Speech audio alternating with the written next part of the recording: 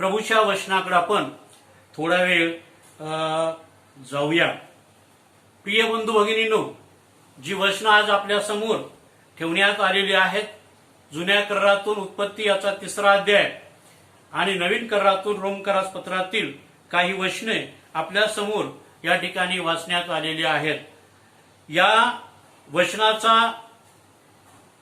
आढावा आपल्या प्रत्येकाला ख्रिस्ती या नात्यानं माहीत आहे। जगामध्ये पाप आलं ते कसं आणि का आलं याचा देखील आपण बऱ्याच वेळेला विचार केलेला आहे आणि या पापाचा परिणाम जो आहे तो सर्व मानव जातीवर झालेला आम्हाला दिसून येतो आणि म्हणून रोमकरास पत्र लिहिणारा पत्रकर्ता या ठिकाणी म्हणतो की या पापामुळं सारी पृथ्वी कणत आहे, ही सारी पृथ्वी विवळत आहे, दुःख सहन करीत आहे। प्रिय बंधू भगिनींनो, या पृथ्वीचेच आम्ही प्रत्येक जण घटक आहोत आणि आम्हाला देखील काही अंशानं किंवा काही प्रमाणामध्ये किंबहुना कोणाकोणाला अधिक प्रमाणामध्ये या दुःखाची, या वेदनेची, या त्रासाची झळ आम्हाला पोचत आहे। गेल्या आठवड्यामध्ये आपण बघतो की या कोरोनाच्या विषाणूमुळे अनेक जण बाधित झाले, अनेक जण मयत झाले आणि आज या विषाणूमुळे माणसातली माणुसकी हरवली आहे की काय, अशाच प्रकारचा विचार आपल्या समोर त्या ठिकाणी येताना दिसतो आहे। कारण कोणाच्याही सुखदुःखाला आम्हाला नीटसं आणि तितकं मन लावून किंवा पूर्ण अंतःकरणानं, पूर्ण मनानं, पूर्ण जीवानं जाता येत नाही आणि जर कोणी गेलं तर त्यांच्याकडे देखील शंकेनं पाहिलं जातं आणि याला कशाची बाधा तर झाली नाही ना, अशा प्रकारची भीती मनामध्ये निर्माण होते। प्रिय बंधू भगिनींनो, उत्पत्तीच्या ग्रंथामध्ये आपण बघतो की पाप जगात आलं आणि या पापाचा परिणाम आदाम आणि हवेला प्रथम भोगावा लागला आणि या आदाम हवेपासून पाप हे वाढत गेलं आणि आज संपूर्ण सृष्टी, संपूर्ण जग या पापामध्ये विव्हळत आहे, या पापामुळं कणत आहे। आदाम आणि हवा यांच्यावर जो काही परिणाम झाला त्या परिणामाचा स्पष्ट उल्लेख उत्पत्तीच्या पुस्तकामध्ये त्या ठिकाणी केलेला आहे। देवानं या आदाम हवेला त्यांचा दोष त्यांच्या पदरी घातलेला आहे। कारण आपल्याला माहित आहे की सृष्टी निर्माण केली आणि निर्माण केल्यानंतर परमेश्वरानं आपल्या प्रतिरूपाचा माणूस निर्माण केला आणि हा माणूस निर्माण केल्यानंतर आम्हाला पवित्र शास्त्रामध्ये हे दिसून येतं की देवबाप जो आहे कुठल्याही इतर प्राण्यांबरोबर फिरला नाही किंवा इतर प्राण्यांबरोबर बोलला नाही किंवा इतर प्राण्यांबरोबर त्यानं वेळ घालवण्यासाठी आपलं आसन सोडलं नाही, परंतु देवानं आदाम आणि हवेला निर्माण केलं आणि आम्हाला दिसून येतं की प्रत्येक दिवशी संध्याकाळी शिळोप्याचा वारा सुटायचा आणि देव या आदाम आणि हवेबरोबर येऊन बागेमध्ये फिरायचा आणि नेहमी तो फिरत असे। या आदाम हवेला देवाचा सहवास लाभत असे। परंतु आम्हाला दिसून येतं की ज्या वेळेला सैतानानं हवेचं मन भरलं आणि जे झाडाचं फळ खाऊ नये अशी देवानं आदाम आणि हवेला आज्ञा केली होती, तेच फळ सैतानानं हवेला खावायला दिलं आणि तिनं आपल्या पतीला देखील ते खावयास लावलं। प्रिय बंधू भगिनींनो, यामुळं जगामध्ये पाप आलं असं आम्ही ख्रिस्ती विश्वासणारे म्हणतो आणि मग हे पाप आलं आणि या पापामुळं त्यांना वेगळी जाणीव झाली। आतापर्यंत ते देवाच्या संगतीमध्ये राहत होते, परंतु त्यांनी स्वतःला देवापासून कधीही लपविलं नाही. परंतु जेव्हा त्यांनी हे फळ खाल्लं तेव्हा मात्र त्यांना स्वतःची लाज वाटू लागली, स्वतःची लाज वाटू लागली. आणि आम्हाला दिसून येतं की 7व्या वचनामध्ये आपण बघतो की तेव्हा त्यांनी अंजिराची पाने शिवून आपणासाठी कटिवेष्टने केली, कारण त्यांचे डोळे उघडले, आपण नग्न आहोत याची त्यांना जाणीव झाली. प्रिय बंधू भगिनींनो, यापूर्वी त्यांना त्याची जाणीव झाली नव्हती, परंतु फळ खाल्ल्यामुळं त्यांना ही जाणीव झाली. कारण जे फळ त्यांनी खाल्लं ते बऱ्या वाईटाचं ज्ञान करून देणार होतं. आदामाला हवेला तुम्ही देवासारखे व्हाल अशा प्रकारचं सैतानानं त्यांना सांगितलं, आणि ते या देवासारखं होण्यासाठी ते त्याला भुरळ पडली आणि त्यांनी ते फळ खाल्लेलं आम्हाला दिसून येतं. आणि त्यामुळं त्यांचं डोळं उघडलं आणि त्यांनी आपल्यासाठी कटिवेष्टने तयार केली. देव बापाला आणि देवानं पाहिलं की आदाम कुठे दिसना, हवा कुठे दिसना. अर्थात या आदाम आणि हवा देवाला दिसत नव्हती असं नाही आहे, त्यांनी जे काही केलं ते त्यांना माहीत होतं. तरी देखील या आदाम हवेनं देवाच्या दृष्टीपासून स्वतःला लपवलं, कारण देवाच्या दृष्टिकोनातून ते दोषी झाले होते. देवाच्या दृष्टिकोनातून ते आज्ञाभंगाचं पाप करणारं दाम्पत्य झालेलं होतं. देवाच्या दृष्टिकोनातून ते देवाला विसरणारं जोडपं त्या ठिकाणी झालेलं होतं.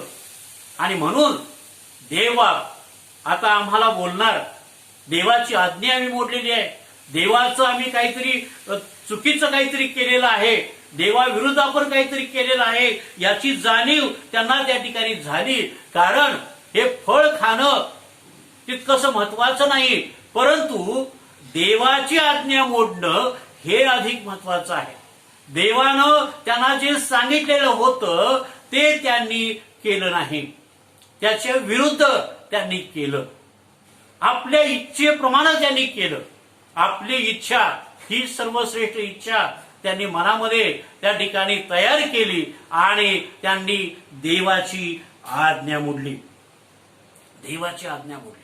आतापर्यंत हे आदाम हवा हे दाम्पत्य देवाला आनंदानं भेटायला सामोरे जात होतं, परंतु आपण उघडे आहोत, आपण नग्न आहोत याची त्यांना जाणीव नव्हती.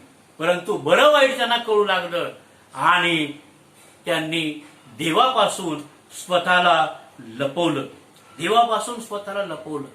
त्यांच्या मनामध्ये लज्जा उत्पन्न झाली, त्यांच्या मनामध्ये भीती उत्पन्न झाली आणि म्हणून त्यांनी देवापासून स्वतःला लपवलं.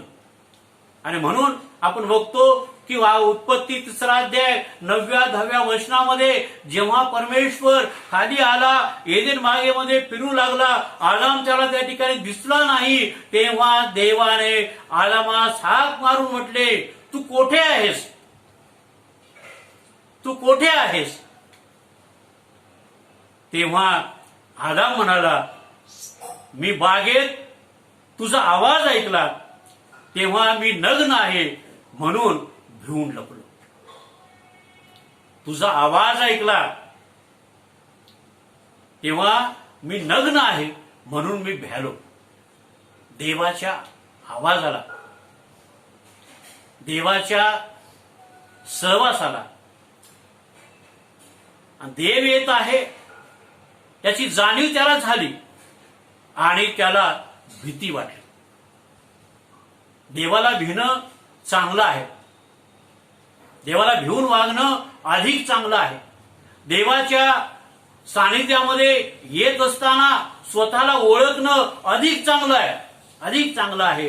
परंतु माझ्या प्रिय बंधू भगिनींनो, आदामानं मात्र देवाच्या दृष्टीनं अयोग्य ते केलं. कारण आदामाला प्रत्यक्ष देवानं आज्ञा दिली होती. देवानं त्याला सांगितलं होतं की हे करू नकोस, हे करू नकोस. आणि म्हणून देव त्या ठिकाणी म्हणतो आहे की तू नग्न आहेस हे तुला कोणी सांगितलं? ज्या झाडाचं फळ तुला खाऊ नकोस असं मी तुला सांगितलेलं होतं ते खाल्लंस की काय? खाल्लंस की काय? प्रिय बंधू भगिनींनो, यावेळेला या ठिकाणी माणसाचं मन बरं वाईट जाणणारं झालेलं होतं. आणि म्हणून आम्हाला या ठिकाणी दिसून येतं की खरा माणूस काय आहे हे आदाम त्या ठिकाणी ठरला गेला. आपला दोष कधी उघड करायचा नाही किंवा आपल्याकडून काही चुकीचं झालेलं आहे हे कधी कबूल करायचं नाही. आणि म्हणून आदामानं त्या ठिकाणी आदाम त्या ठिकाणी म्हणाला की देवा, जी स्त्री तू मला दिलीस तिनंच ते मला फळ खायला दिलं. जी स्त्री तू मला दिलीस तिनंच मला ते फळ खावयास दिलं. आदाम असा म्हटला नाही की होय मी ते फळ खाल्लं, होय मी ते केलं, देवा मला माफ कर. कारण बऱ्या वाईटाची जाणीव झाल्यानंतर माफी कोणाशी मागायची हे देखील माणसाला कळतं, माणसाला समजतं. परंतु आदाम असा म्हटला नाही की देवा मी चुकलो मला माफ कर. परंतु आदाम म्हणाला की देवा, तू जी स्त्री मला दिलीस त्या स्त्रीनं ते फळ मला दिलं आणि ते फळ मी खाल्लं. प्रिय बंधू भगिनीनो, हा माणसाचा स्वभाव. नंतर देव हवेकडे गेला आणि हवा देखील जसं आदामानं देवाला उत्तर दिलं तेच उत्तर हवेनं देखील त्या ठिकाणी दिलं. 13व्या वचनामध्ये आपण बघतो की परमेश्वर देव त्या स्त्रीला म्हणाला, हे तू काय केले, हे तू काय केले. देवाची आज्ञा मोडणं किती महाभयंकर आहे बघा. की देवाला या स्त्रीनं केलेल्या कृतीचा कितीतरी धक्का बसलेला आहे. की ज्या देवानं या स्त्रीला निर्माण केलं, ज्या देवानं या आदामाला निर्माण केलं, ज्या देवानं या दोघांना निर्माण करून त्यांना आपलं अस्तित्व त्या ठिकाणी दाखवलं, जे काही निर्माण केलेलं आहे ते त्याला त्या ठिकाणी दाखवलं आणि त्या आदाम हवेला सांगितलं की हे सगळं तुमचं आहे, हे सगळं तुमचं आहे.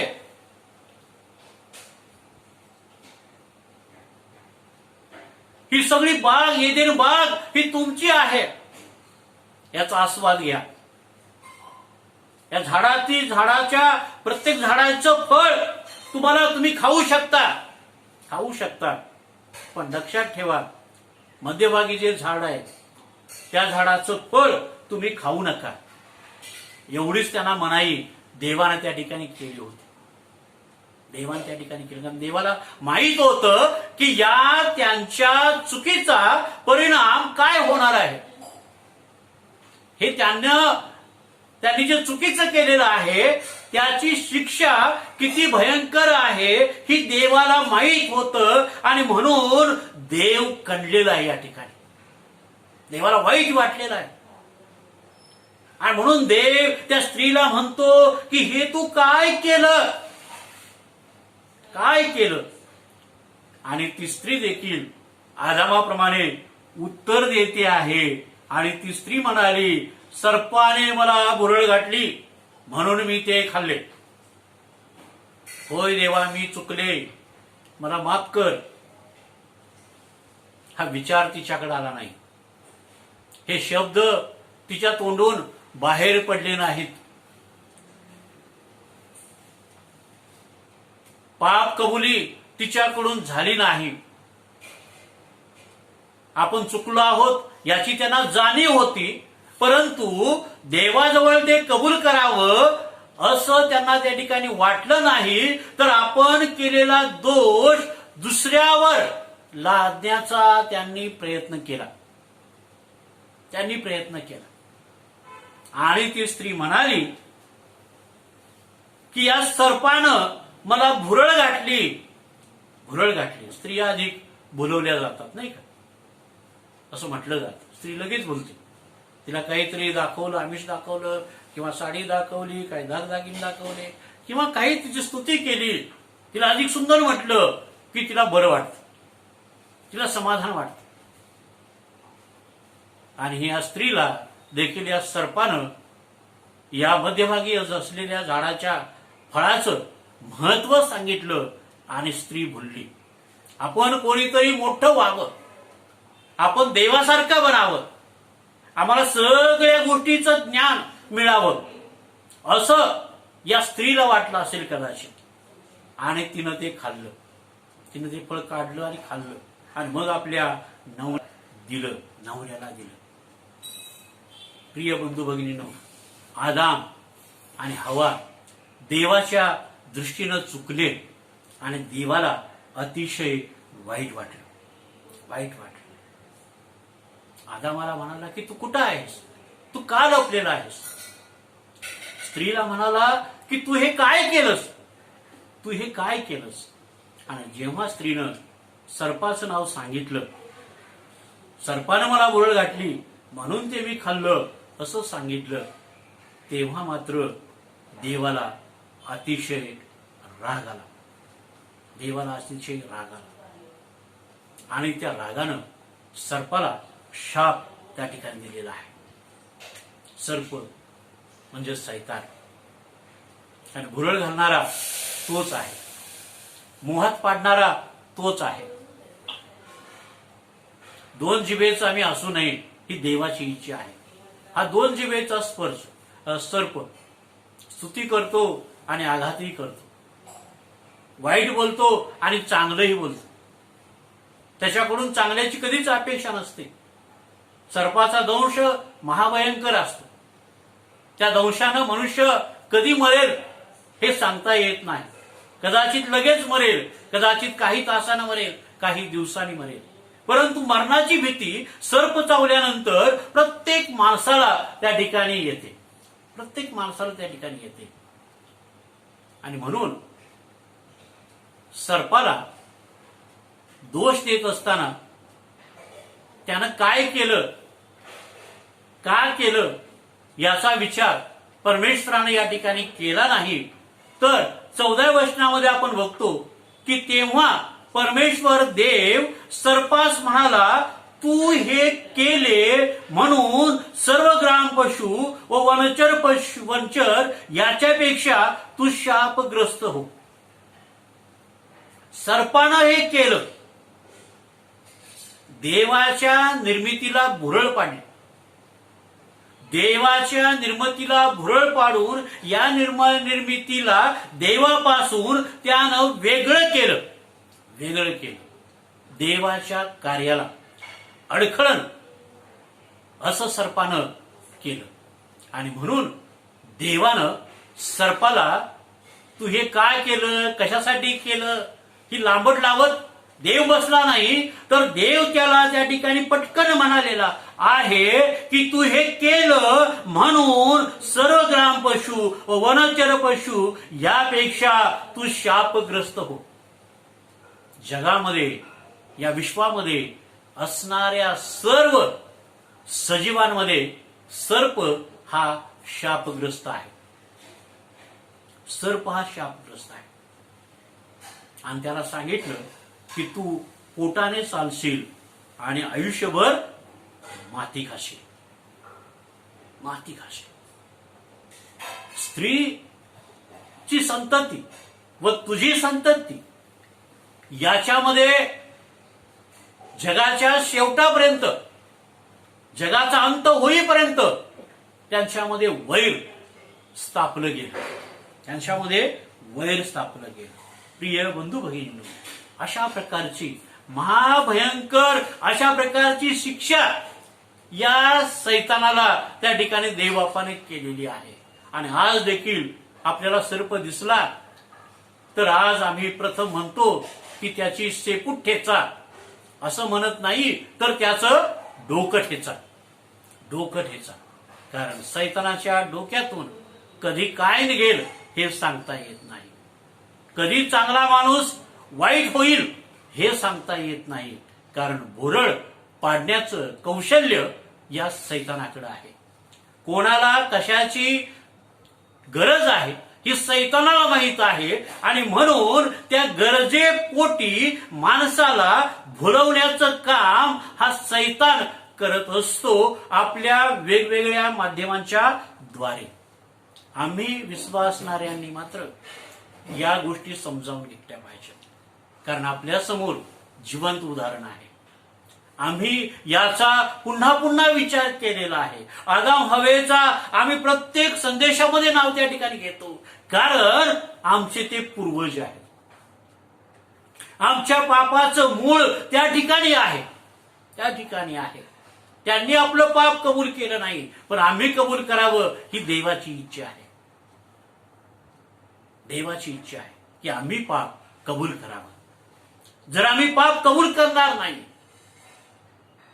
पाप कबूल करणार नाही आणि आम्ही मंदिरामध्ये येतो, आम्ही बायबल वाचतो, आम्ही प्रार्थना करतो, आम्ही दान देतो, चांगलं ते करतो, पण पाप कबूल करत नाही, तर कदाचित देवाला आमचं हे सगळं धर्माचरण खोटं वाटेल. देव आम्हाला म्हणेल की तू ढोंगी आहेस. मनात एक आणि बाहेर एक. प्रिय बंधू भगिनींनो, आम्ही स्वतःला सांभाळूया. या पापामुळं आदाम आणि हवेमध्ये कोणत्या गोष्टी आल्या या देखील आज आपण या ठिकाणी बघणार आहोत. 4 गोष्टीपासून देवानं या आदाम हवेला अलग ठेवलेला आहे, वेगळं ठेवलेलं आहे. आजपर्यंत पाप जगात येईपर्यंत देव आणि आदाम यांच्यामध्ये भिन्नता नव्हती. ते एकत्र राहत होते, एकत्र फिरत होते, बोलत बोलत चालत होते, एकमेकाची विचारपूस करत होते, आनंदानं विचारपूस करत होते. जसे जिवलग मित्र सायंकाळच्या वेळी एखाद्या बागेतून फिरावेत, अशा प्रकारे देव आणि आदाम फिरत असत. अशा या आदामाला, हवेला देवानं विभक्त केलं, आपल्यापासून वेगळं केलं. अशा एक 4 गोष्टी आहेत. त्या कोणत्या आहेत? तर पहिली गोष्ट आहे ती गोष्ट म्हणजे की त्यांना जीवनवृक्षापासून वेगळं केलं. जीवनवृक्षापासून वेगळं केलं. त्या बागेच्या मध्यभागी 2 प्रकारची झाडं होती, नाही का? 2 प्रकारची झाडं होती. एक बऱ्या वाईटाचं ज्ञान करून देणारं झाड आणि एक झाड होतं अमरत्वाचं झाड, अमरत्वाची फळ देणार. या जीवनवृक्षापासून, जीवनवृक्षाचं फळ आहे, हे जर फळ खाल्लं तर त्याला कधीच मरण येणार नाही, अशा प्रकारचं झाड होतं. अमृत वेल कदाचित ते असेल. देवानं त्या बागेतून त्यांना हाकलून काढले. कारण काय? कदाचित हा माणूस ते फळ खाल्ल्याशिवाय राहणार नाही. आणि म्हणून देवानं त्या आदाम हवेला या जीवनवृक्षांपासून पूर्ण वेगळं केलं. त्या बागेतूनच त्यांना त्या ठिकाणी बाहेर काढलं. आणि या जीवनवृक्षापासून त्यांना वेगळं केल्यामुळं त्यांच्या शारीरिक कष्टाला सुरुवात झाली. जे काही त्यांना मिळत होतं ते सहजासहजी मिळत होतं, परंतु पापामुळं त्यांना जे काही आता मिळू लागलं ते कष्टाविना नाही, कष्ट केल्याशिवाय नाही. कारण देवानं त्यांना सांगितलं की तू कष्ट करशील, घाम घालशील आणि कष्टाची भाकर खाशील. जमिनीमध्ये शेती करशील, मशागत करशील, परंतु ती जमीन तुला काटे कुसळ देईल. त्याचं समाधान आजपर्यंत झालेलं नाही की त्या जमिनीनं त्याला जेवढं पाहिजे तेवढं दिलं नाही. अधिकाधिक घेण्याचा मनुष्य प्रयत्न करतो, परंतु ती जमीन त्याला तृप्त कधीच करत नाही असं आपल्याला दिसून येतं. आज देखील आपण बघतो की एखाद्याच्या शेतामध्ये चांगलं पीक येतं, तरारून वाढतं, पण अचानक सोसाट्याचा वारा सुटतो, अचानक वादळ येतं, वादळी वारे येतात आणि उभं पीक पूर्णपणे शेतामध्ये झोपलं जातं. खूप नुकसान होतं. आजकाल तर ह्या 4-5 वर्षाच्या काळामध्ये पावसानं कहर केलेला आहे. शेतकरी पेरणी करतो आणि नद्या नाले तुडुंब भरून वाहतात. पेरलेलं उगवायला देखील मिळत नाही. जे उगवलं जातं ते सगळं पाण्याखाली झाकून जातं आणि पुन्हा दुबार पेरणीचं संकट या शेतकऱ्यावर येतं. बऱ्याच काळापासून, बऱ्याच वर्षांपासून आपण बघतो की आपल्या महाराष्ट्रातीलच नव्हे तर संपूर्ण भारतातील शेतकरी आत्महत्या करत आहे. कारण त्याला त्याच्या कष्टाचं उचित फळ या भूमीकडून मिळत नाही. का मिळत नाही? तर आम्हाला हा प्रभूकडून आलेला शाप आहे, प्रभूकडून मिळालेली शिक्षा आहे. या पापाचा परिणाम आहे, परिणाम आहे. दुसरी गोष्ट आहे ती म्हणजे परमेश्वरानं त्यांना एदेन बागेपासून हाकलून काढले. एदेन बागेतून हाकलून काढले. एदेन बाग अतिशय सुंदर एदेन बाग. एदेन बागेबद्दल एक लेखक म्हणतो की या बागेची सुंदरता, परिपूर्णता आणि सुखावस्था अतिशय देखणी होती. या बागेमध्ये माणसाला समाधान वाटत होतं. या बागेमध्ये माणसाला शांतता होती. या बागेमध्ये माणसाचं मन भरून जाईल अशा प्रकारची शक्ती होती, तृप्तता होती. परंतु या मानवाच्या पापामुळं या सुंदर बागेला, परिपूर्ण असणाऱ्या या बागेला, सुखावस्थेला मनुष्य मुकला. पतनामुळं ही एदेन बाग त्यानं गमावलेली आहे आणि कष्ट हे त्याच्या हातीच राहिलेलं आहे. आणि मग आपण बघतो की या एदेन बागेबद्दल बघत असताना असं म्हटले आहे की एदेन बागेमध्ये जे काही तयार केलं देवानं हो म्हटलं आणि झालं. त्या ठिकाणी त्या आदामानं कुठल्या फळाचं झाड पेरलं नाही, कुठलं बी पेरलं नाही, कुठलं झाड लावलेलं नाही, कुठल्या झाडाला त्यानं पाणी घातलेलं नाही. हे सगळं देव करत होता. आपोआप सगळं येत होतं. देव बोलत होता आणि ते येत होतं. आदामाला जे हवं ते त्या ठिकाणी मिळत होतं. प्रिय बंधू भगिनींनो, आदामाच्या पापामुळं आम्ही प्रत्येक जण एदेन बागेला मुकलो आहोत. तिसरी गोष्ट आम्हाला दिसून येते, या पापाचा परिणाम हा झाला की आदाम आणि हवा परमेश्वर देवापासून वेगळे झाले.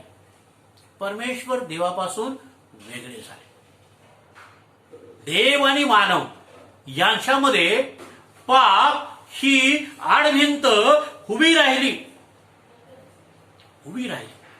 आणि आम्हाला दिसून येतं की आम्ही जर पाप करतो तर देवाच्या दृष्टीनं पाप इतकं भयानक आहे, इतकं गंभीर आहे की असं म्हटलं जातं की मनुष्याला देवापासून अलग करण्यास केवळ पाप समर्थ आहे. मनुष्याला देवापासून अलग करण्यास केवळ पाप समर्थ आहे. पापामध्ये एवढी शक्ती आहे की चांगला मनुष्य देवापासून दूर जाऊ शकतो.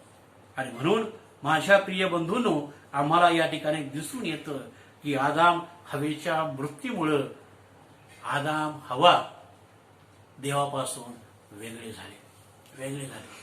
देवानं त्यांना वेगळं केलं नाही, पण पापामुळं त्यांना वेगळं व्हावं लागलं. देव आला आणि त्या देवापासून त्यांनी स्वतःला लपवलं. प्रिय बंधू भगिनींनो, याचाही विचार आजच्या या दिवसामध्ये आम्ही करणं गरजेचं आहे. विभक्त होणं, वेगळं होणं, देवापासून दूर जाणं याचाच अर्थ हा आहे की आम्हा ख्रिस्ती व्यक्तींचा आध्यात्मिक मृत्यू होणं. कारण पाप कराल तर मराल, असं शास्त्र आम्हाला सांगतं. पाप कराल तर मराल, आणि मराल याचा अर्थ की देवाच्या सानिध्यापासून आम्ही दूर होऊ, देवाचं सानिध्याला आम्ही अंतर्मुख त्या ठिकाणी होऊ. देवाचं सानिध्य पुन्हा मला मिळणार नाही, कारण पाप आलं आणि मनुष्याचा आणि देवाचा संपर्क तुटला गेला. मनुष्याचा आणि देवाचा संपर्क तुटला गेला, आणि म्हणून देवानं या पापी माणसाबद्दल अर्पण करण्यासाठी आपला प्रिय पुत्र दिला, कारण या माणसामध्ये कोणीही पवित्र देवाला आढळला नाही. दावीद राजा म्हणतो की माझ्या आईने गर्भधारण केले तेव्हाचाच मी पातकी आहे. इर्मया संदेशा म्हणतो की हृदय हे सर्वात कपटी आहे. या हृदयातून जे विचार बाहेर पडतात ते एकसारखे देवाच्या दृष्टीनं जे अयोग्य तेच असतात, तेच करत आम्ही बाहेर पडतो. प्रिय बंधू भगिनींनो, देवापासून आम्ही दूर जाऊ नये असं जर आम्हाला वाटतं तर आम्ही जे काही करतो ते देवाच्या दृष्टीनं योग्य करतो का, देवाला आवडणारं कृत्य आपल्यामध्ये आहे का, याचा विचार देखील आम्ही करणं गरजेचं आहे. आणि चौथी गोष्ट आहे ती गोष्ट म्हणजे आदाम आणि हवा यांच्यामध्ये परस्पर वैर निर्माण झालं. कारण आदामानं आपली चूक हवेवर घातली आणि हवेमुळं आम्हाला पाप लागलं, देवाच्या दृष्टीनं आम्ही दूर गेलो, याची चुणचुण आदामाला त्या ठिकाणी होती. आणि हवा देखील म्हणू लागली की मी चुकले नाही तर या सर्पानं मला भुरळ घातली, असं त्या ठिकाणी ती म्हणू लागली. अपराधाची त्यांनी आपल्या कबुली दिली नाही. पाप कबुली न देता एकमेकांवर आणि सर्पावर आपल्या चुकीचं खापर त्यांनी त्या ठिकाणी फोडलेलं आम्हाला दिसून येतं. आणि तेव्हापासून आजपर्यंत मनुष्य आपल्या चुका दुसऱ्यांवर ठेवत आहे. आपल्या चुकीचं खापर दुसऱ्यांवर तो फोडत आहे. तो चुकीचा आहे, तो हे करतो, तो ते करतो, असं त्या ठिकाणी आम्हाला वाटतं. परंतु मी काय केलेलं आहे हा विचार माणसाला येत नाही. एखाद्याची जर चूक आपण कोणाला दाखवली तर त्याबद्दल त्याला अधिक राग येतो आणि तो म्हणतो की तू काय आहेस, तू कसा आहेस मला माहित आहे, तू काय धुतल्या तांदळासारखा नाहीस, असं आम्ही प्रत्येकाला म्हणतो. असे विचार आमच्या मधून सहजगत्या निघून जातात, कारण आम्हाला आमची चूक कबूल करण्याचं धाडस आमच्यामध्ये नाही. आणि म्हणून या पतनामुळं देव आमच्यामध्ये आहे का, देव माझी प्रार्थना ऐकतो का, देवाला मी इतक्या विनंत्या केल्या पण माझा आजार दूर झाला नाही, देवाला मी इतक्या विनंत्या केल्या पण माझी गरिबी दूर झाली नाही, देवाला मी इतकं सांगितलं पण माझ्या परिस्थितीमध्ये काही बदल झाला नाही, असे अनेक प्रश्न आपल्या मनामध्ये येतात. परंतु आम्ही कधी हा विचार करत नाही की देवाच्या दृष्टीनं मी काय अयोग्य केलेलं आहे, देवाच्या दृष्टीनं मी चुकलो आहे काय, देवाच्या दृष्टीनं मी अयोग्य ते त्या ठिकाणी केलं आहे काय. प्रियानो, रोमकरास पत्र याचा 8वा अध्याय, या 8व्या अध्यायामध्ये आपण वाचलं आणि त्या ठिकाणी आपण बघतो की एक वचन असं आहे की त्या वचनामध्ये आम्हाला दिसून येतं की त्यामध्ये रोमक्रॉस पत्रकर्ता म्हणतो आहे 22व्या वचनामध्ये, कारण आपल्याला ठाऊक आहे की सबंध सृष्टी आजपर्यंत कणत आहे आणि वेदना भोगीत आहे. सबंध सृष्टी आजपर्यंत कणत आहे. या सृष्टीनं काय केलं होतं? कुठली चूक केली होती? देवानं जे निर्माण केलं ते सगळं चांगलं होतं. देवाला ते आवडलेलं होतं. देवाला ते समाधान देणारं होतं. परंतु मानव हीच एक निर्मिती अशी होती की देवाच्या दृष्टीनं तो चुकला आणि साऱ्या सृष्टीला शाप बसला. साऱ्या सृष्टीला शाप बसला. आज आपण बघतो ही सगळी सृष्टी बदलून गेलेली आहे.